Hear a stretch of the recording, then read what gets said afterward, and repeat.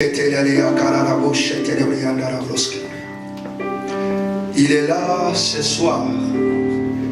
Seigneur, étends mes limites. Tel est le thème que nous partageons depuis quelque temps. Et le Seigneur nous a donné des recommandations de prier et de prier encore. Alors je voudrais ce soir, avant d'écouter la parole, que nous puissions prier. Chacun va élever ses mains vers le ciel. Élève tes mains. Ne regarde pas ton voisin, ne regarde pas ta voisine. Élève juste les deux mains. Demande au Seigneur de te faire du bien ce soir. Demande au Seigneur de te visiter ce soir.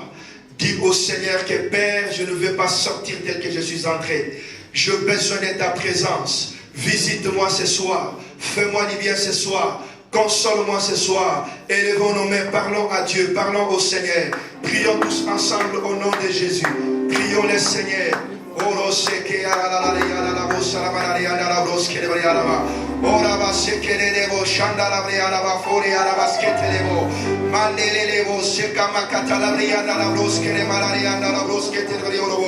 Père de gloire, Père de gloire, nous voici réunis ce soir. Nous voici réunis dans ta présence. Nous voici réunis dans ta présence. Yahweh, nous avons besoin de toi. Yahweh, nous avons besoin de toi. Touche chacun de nous ce soir. Touche chacun de nous ce soir. Touche chacun de nous ce soir. Fais-nous du bien ce soir. Console-nous ce soir. Étends nos limites ce soir. Bien-aimé, élève encore la voix. Bien-aimé, parle encore à ton Dieu. Nous venons de danser, nous venons de célébrer, nous venons de louer, mais nous devons prier tel que le Seigneur nous l'a recommandé. Tu vas dire au Seigneur de descendre ce soir, de te toucher ce soir, de te restaurer ce soir, de te faire du bien ce soir. Prie, élève tes deux mains, parle à ton Dieu.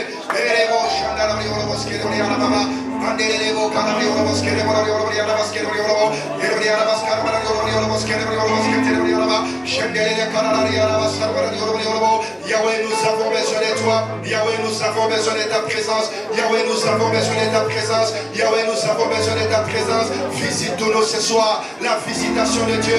Bien-aimé, j'aimerais que tu pries. Bien-aimé, j'aimerais que tu pries. Bien-aimé, j'aimerais t'entendre. Parle à ton Dieu, parle à ton Dieu. Élève la voix et parle à Jésus. Élève la voix et prie. Demande au Seigneur de te toucher. Demande au Seigneur de te toucher.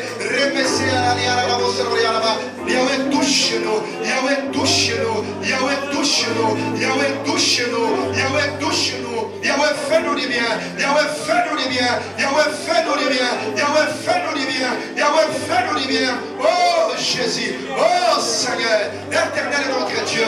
Le Saint des Saints. Le Dieu véritable. Le Dieu très haut. Viens nous consoler. Laisse que ton esprit puisse traverser la salle. Laisse que ton esprit traverse cet auditoire. Que tous les limites, que tous les chaînes, que tous les barrières, que tous les blocages que le diable a érigés devant chacun de nous soient détruits. Écoute-moi, bien-aimé. La Bible nous dit que rachetez les temps car les jours sont mauvais. Chaque temps que Dieu te donne, tu dois les saisir. Tu dois racheter ce temps parce que tu ne sais pas ce qui t'arrivera demain et après-demain. J'aimerais que chacun de nous puisse prier, puisse parler à son Dieu. Le Seigneur nous a parlé cette nuit, il nous a dit qu'il y a beaucoup de gens qui sont dans des limites, qui sont dans des problèmes, mais qui font semblant, ils font tout pour ignorer ces problèmes, alors que ces problèmes les rongent sérieusement. Je ne veux pas que tu sois compté parmi ceux qui ont des problèmes, mais qui essayent de composer, qui essayent de vivre, d'aménager avec ces problèmes. J'ai aimé tout à l'heure la chanson de notre frère Joël qui a dit, Dieu a dit, nous irons à Cana. Yawa lobi de kokende na Cana. Je voudrais te dire que Dieu n'a pas dit que tu mourras dans le désert. Dieu n'a pas dit que tu n'arriveras pas à Cana. Dieu a dit que ta destination c'est Cana. Mais le diable fait tout pour que tu meurs dans le désert. Le Cana, ça peut être les mariages. Le Cana, ça peut être les études. Le Cana, ça peut être la stabilité. Le Cana, ça peut être la paix, la joie. Le Cana, ça peut être les finances. Mais le diable fait tout pour te limiter. C'est pourquoi je voudrais t'inviter encore d'élever tes mains. Élève tes mains ce soir. Invoque le feu du Saint-Esprit. Tu vas dire au Seigneur que le feu tombe dans mon corps. Toutes les limites sataniques soient cassées ce soir. Je me répète. Je le sens, il est est là ce soir, il commence déjà à travailler. Tu vas dire au Seigneur que le feu tombe dans ma vie. Toutes les limites sataniques soient calcinées, soient consumées. Toutes les prisons là où le diable m'avait placé, je sors de là. Élevons nos mains, invoquons le feu. Élevons nos mains, invoquons le feu. Élevons nos mains, invoquons le feu. Commençons à parler, commençons à prier, commençons à prier.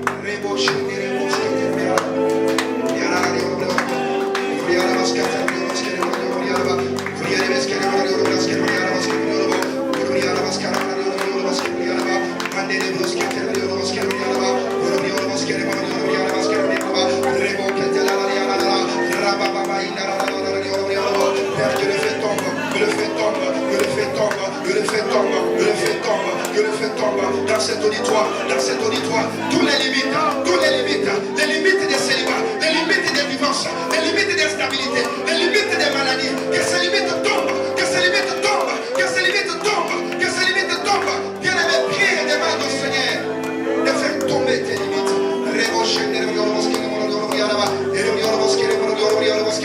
Parle à ton Dieu.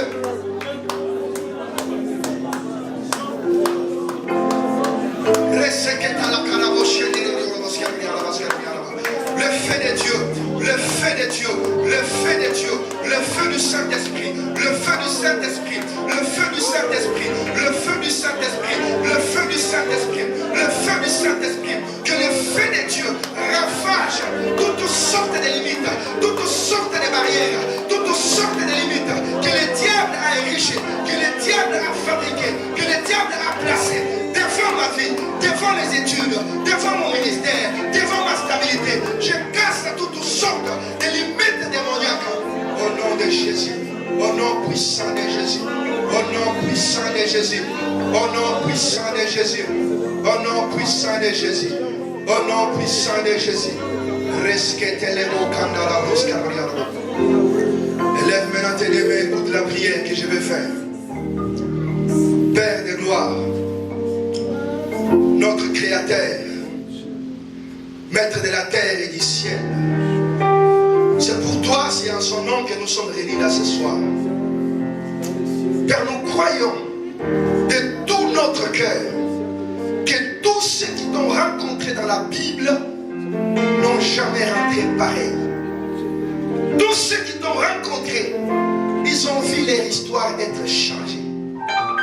Ils ont vu leur avenir prospérer, progresser. Et si ce soir nous ne sommes pas venus à la rencontre d'un homme, nous sommes venus à ta rencontre. Seigneur, rencontre-nous. Seigneur, rencontre ma sœur. Seigneur, rencontre mon frère. Seigneur, rencontre mon frère et ma sœur. Seigneur, rencontre chacun de nous. Seigneur, rencontre chacun de nous. Seigneur, rencontre chacun de nous. Seigneur, rencontre chacun de nous. Au nom puissant de Jésus, je commande à tout esprit impur. Je commande à tout esprit démoniaque. Je commande à l'esprit de la distraction, le sommeil, la somnolence, la fatigue, les désintéressements, la déconnexion, de sortir de cet auditoire dans le nom de Jésus.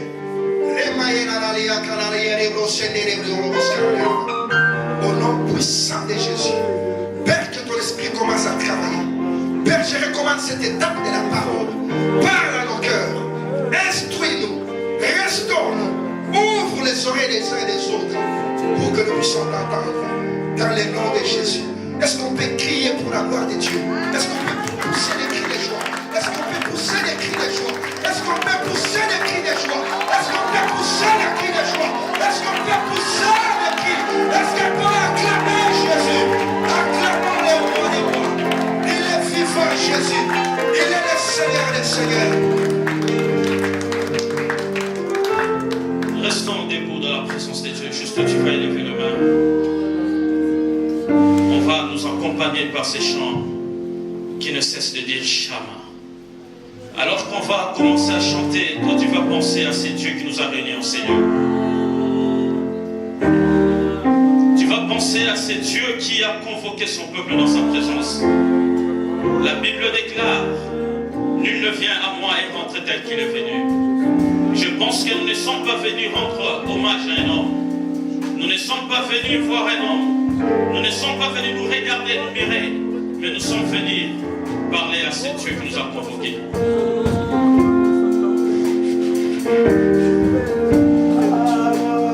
Seigneur Dieu.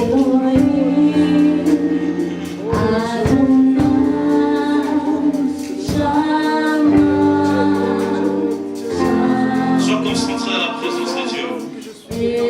Chante avec eux.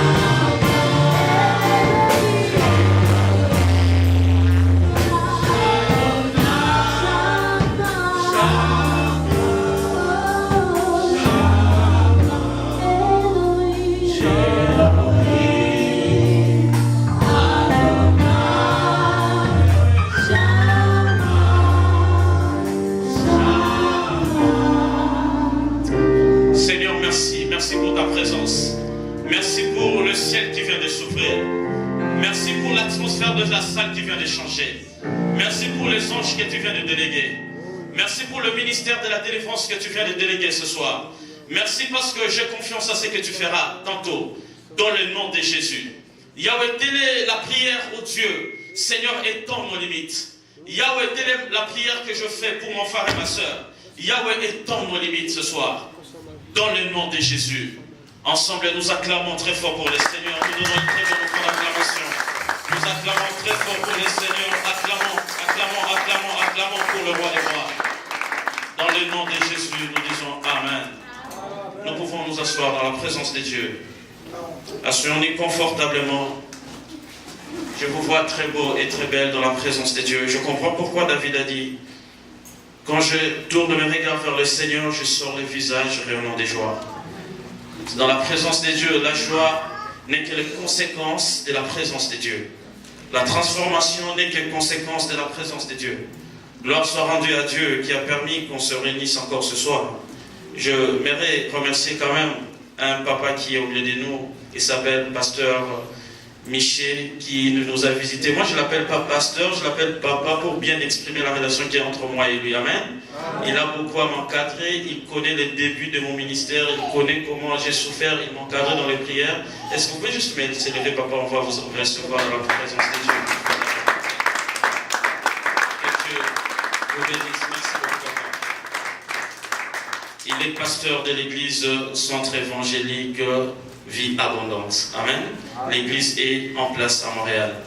Et merci évidemment aussi à tous les hommes de Dieu. Je vois mon frère Paul Minga qui est venu nous visiter. Que Dieu te bénisse abondamment pour ta présence. Un homme de Dieu jeune mais qui œuvre, qui impacte beaucoup dans la ville, qui fait beaucoup d'activités de réveil. J'aimerais rapidement nous proposer un texte de base dans les livres de 1 Chronique au chapitre 4, versets 9 à 10. 1 Chronique, chapitre 4, le verset 9 à 10.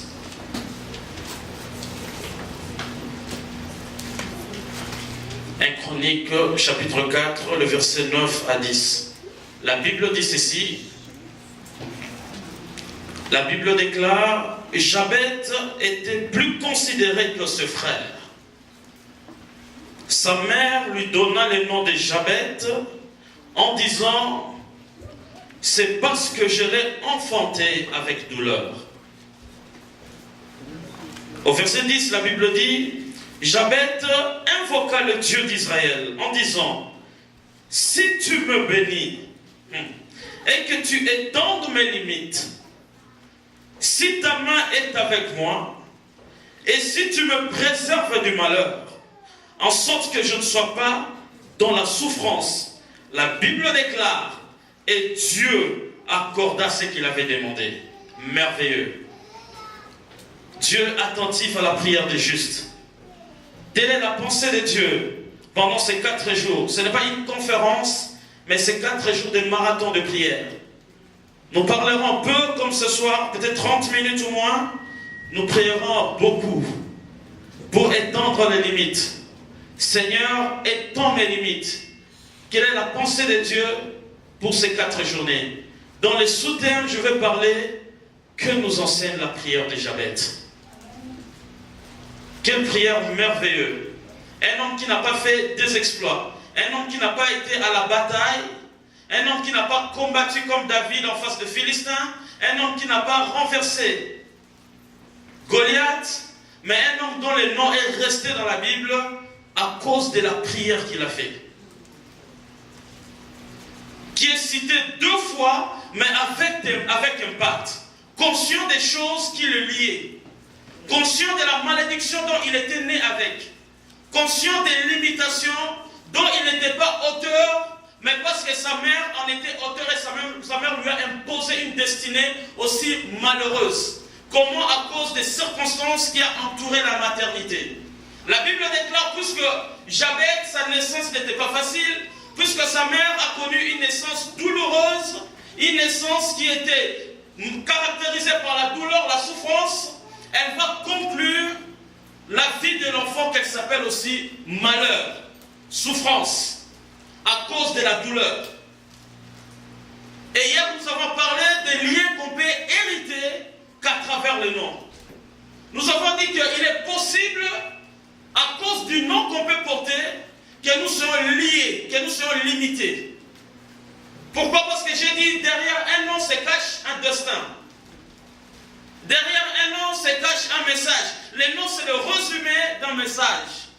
Vous remarquerez, puisqu'elle est née dans la souffrance, sa mère va conclure en lui disant, tu t'appelleras Jabet, parce que je t'ai conçu en souffrance. Ici, je parlerai du 3e lien et on va parler de la prière de Jabet. Troisième lien, ici je parlerai de l'impact de la parole prononcée. Il faut savoir, bien aimés frères et sœurs, il est important de savoir, le monde spirituel est gouverné et régi par la parole.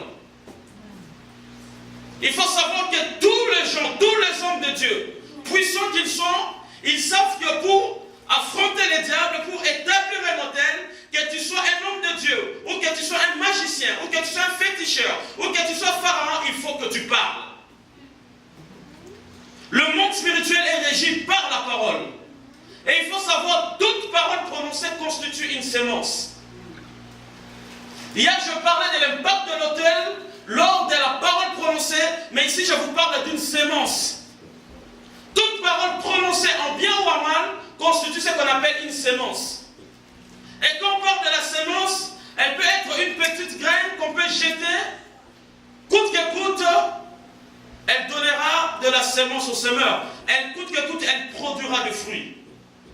Dans Ecclésiaste 11, verset 1, écoutez ce que le sage dit, jette ton pain sur la surface des eaux, car avec le temps tu le retrouveras. Jette la parole, parle, même si aujourd'hui tu ne vois pas les résultats, mais avec le temps, tu verras l'impact de ce que tu avais dit. Combien sont les gens aujourd'hui limités à cause des paroles qui ont été prononcées lorsqu'ils étaient nés?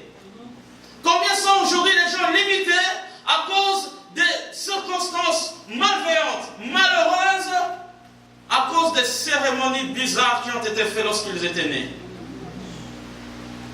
Et un jour, j'ai rencontré une jeune fille qui me parlait, ça coulait partout. Elle me dit, je ne comprends pas les choses qui se passent dans ma vie. On est en train de prier. Dieu me ramène à sa naissance. Je lui rappelais, regarde ce qui s'était fait. Comme signe, regarde le songe que tu fais de temps en temps. Va poser la question à ta mère. Elle peut connaître peut-être de petits détails, même si ça fait 16 ans qu'elle t'a mis au monde. Elle posait la question à sa mère, alors qu'elle était née, on l'avait entourée par des chefs coutumiers. Et aujourd'hui, qu'est-ce que cette fille peut attendre des bons? Ce n'est que de limites. Voilà pourquoi il est très important, frère, nous en tant qu'enfants de Dieu, nous en tant que ministres de Dieu, nous en tant qu'enfants de Dieu, il est très important que nous puissions aussi jeter des semences. Pourquoi? Parce que la guerre spirituelle, c'est une guerre de la parole. Avec le diable, nous ne luttons pas avec le matériel. Nous ne luttons pas avec l'argent. C'est la guerre de parole contre parole. Voilà pourquoi dans la Bible, lors de la tentation de Jésus, lorsque le diable est venu tenter Jésus, il est venu avec la parole. Mais Jésus a répercuté en lui disant aussi, il est écrit. Amen.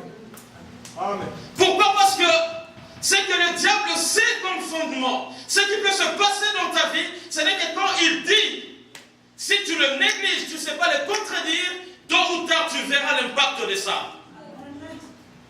Amen. Voilà pourquoi le prophète Ésaïe compare la parole comme la pluie et la neige. Il dit, elle ne peut jamais tomber sur la terre sans germer, sans donner de la sémence au semeur. Jésus dit, il est écrit. À chaque fois que le diable te présente la parole de Dieu, cela n'a pas d'importance ou cela n'a pas d'objectif. L'objectif de la connaissance de la parole que le diable connaît, ce n'est que de te détourner de la voie de Dieu.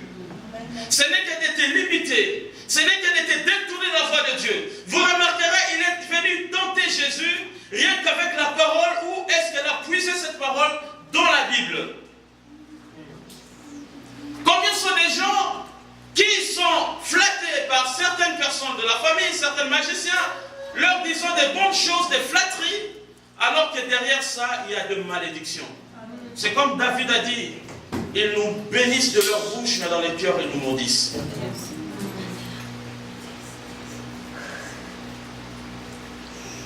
Job chapitre 3, le verset 7 à 8. La Bible parle de la catégorie des personnes. Leur objectif n'est que de maudire les jours. Leur objectif n'est que de maudire le mois. Leur objectif n'est que de maudire. Écoutez ce que la Bible dit. Ils disent que cette nuit soit stérile, que l'allégresse en bannie, qu'elle soit maudite par ceux qui maudissent le jour, par ceux qui savent exciter même les léviathans. Grave, ils excitent le problème. Pourquoi? Parce que quand tu dors, quelque part, il y a des gens qui maudissent les jours. Voilà pourquoi il y a un principe biblique, frère. N'aie jamais commencé une journée sans parler.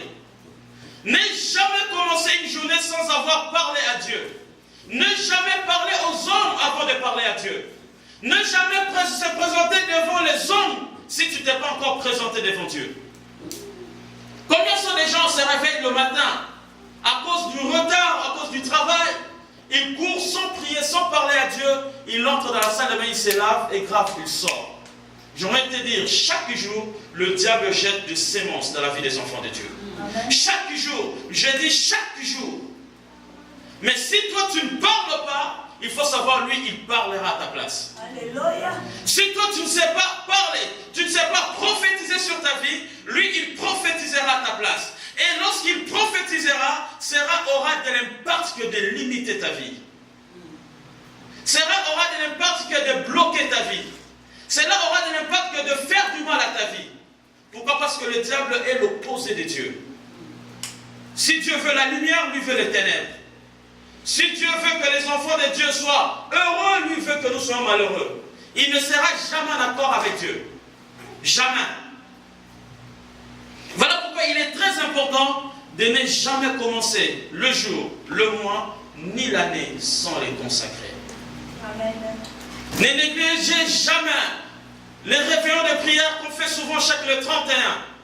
Beaucoup viennent pour danser, mais vous ne savez pas comment nous consacrons toute une année à Dieu. Alléluia. Beaucoup viennent, ils préfèrent dormir.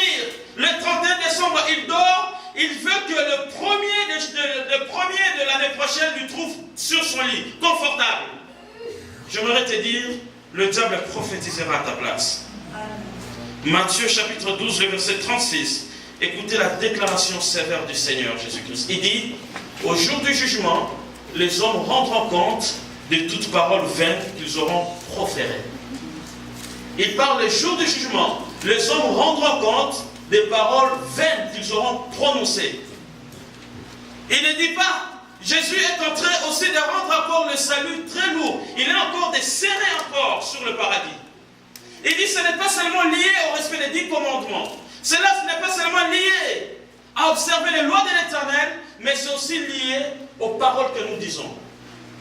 Il dit, au dernier jour, plusieurs rendront compte des paroles qu'ils auront proférées. Quand on parle de rendre compte, cela veut dire, fais-moi les rapports. Qu'est-ce que tu avais dit un tel jour? Est-ce que cela avait béni l'Éternel ou avait maudit l'Éternel? Combien sont des gens, à cause des malheurs que nous rencontrons, ils maudissent leur propre vie? La mère de Jabet, conscient de ses problèmes, au lieu de bénir la vie, il conclut en maudissant la vie de son enfant. À cause des problèmes, nous maudissons la vie. Il y a des gens qui sont extrêmement pessimistes. Eux pensent toujours que tout va mal. J'aimerais te dire que pour que les limites, pour que tu étentes les limites, ça prend le renouvellement de l'intelligence. Alléluia. Ça prend la vision. Aussi longtemps que tu n'as pas la vision, et si longtemps que ton intelligence n'est pas renouvelée, les limites ne seront jamais étendues. Il n'y aura jamais extension des limites. En Psaume 118, 24, voilà pourquoi David, malgré les Saül étant en train de le poursuivre, malgré les combats étaient forts, la Bible déclare, David n'a jamais maudit les jours.